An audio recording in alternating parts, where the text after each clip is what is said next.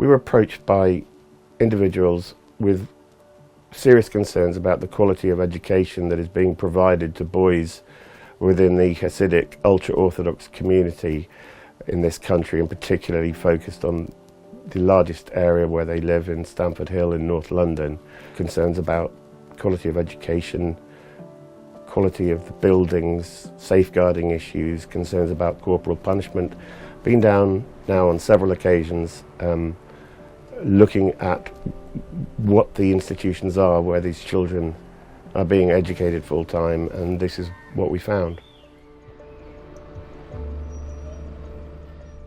So this is 10 to 5 in the evening on a day in January. The building you can see there is a synagogue. The entrance is to a car park through which the children go into a building hidden behind the synagogue.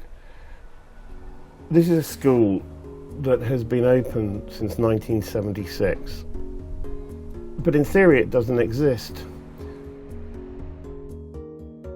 Ofsted became aware of its existence and paid a series of visits to see whether this was a place that was fit to be registered as a school.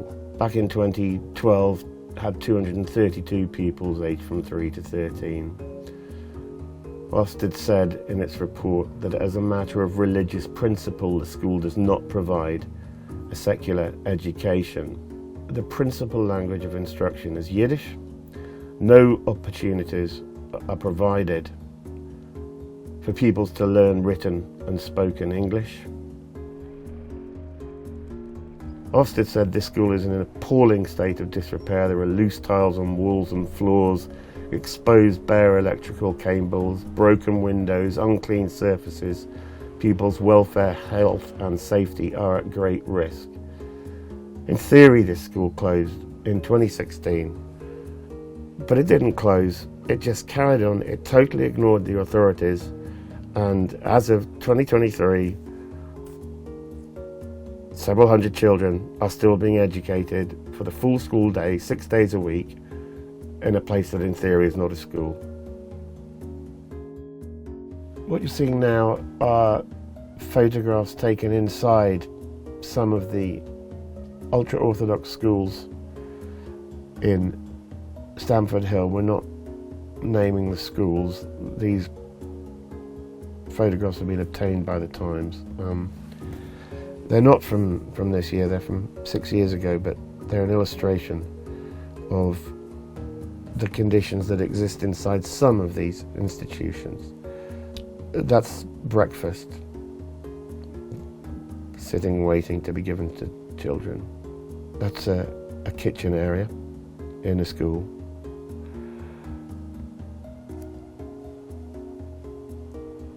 This is another school that in theory doesn't exist. It's in theory a community centre. What you're watching here are parents collecting their children. Ofsted closed this school in 2018, or the school agreed to close because it actually decided that it didn't want to teach enough secular education. But it's continued to operate, in theory, as I say, as a community centre. It's a school, it teaches children from the ages of 3 to 13. Why? Why is it allowed to do so? You're about to see a clip from another yeshiva, the yard at the back of another yeshiva in Stamford Hill. This was filmed on the day of an annual Jewish festival, where typically bonfires are lit to celebrate the festival. In some of the more extreme sects within the Hasidic community, the feeling of anti-Zionism is extremely strong, this feeling that the state of Israel should never have been created, that it's a sin against God. And this is how the students and teachers at one of the Stamford Hill yeshivas marked that particular festival. This was in 2014. Here are two homemade Stars of David. No mistake, I'm sure, that one is white and one is blue.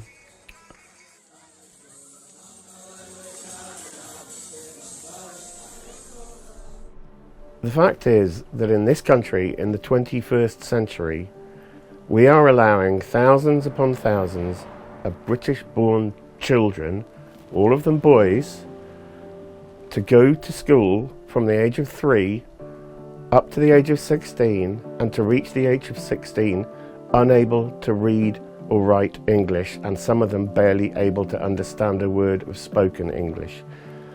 We've interviewed the head of Ofsted, we've interviewed the independent chairman of Hackney's Safeguarding Children Board. Everybody knows the situation, everybody wants to change it, and because the government last year dropped the schools bill, which would have enabled all these unregistered places to be defined as a school in law, and would have given Ofsted the powers to go in, examine, seize documents, and establish basic standards that need to be implemented. Because of that government decision, the situation continues today as it has done for decade after decade after decade.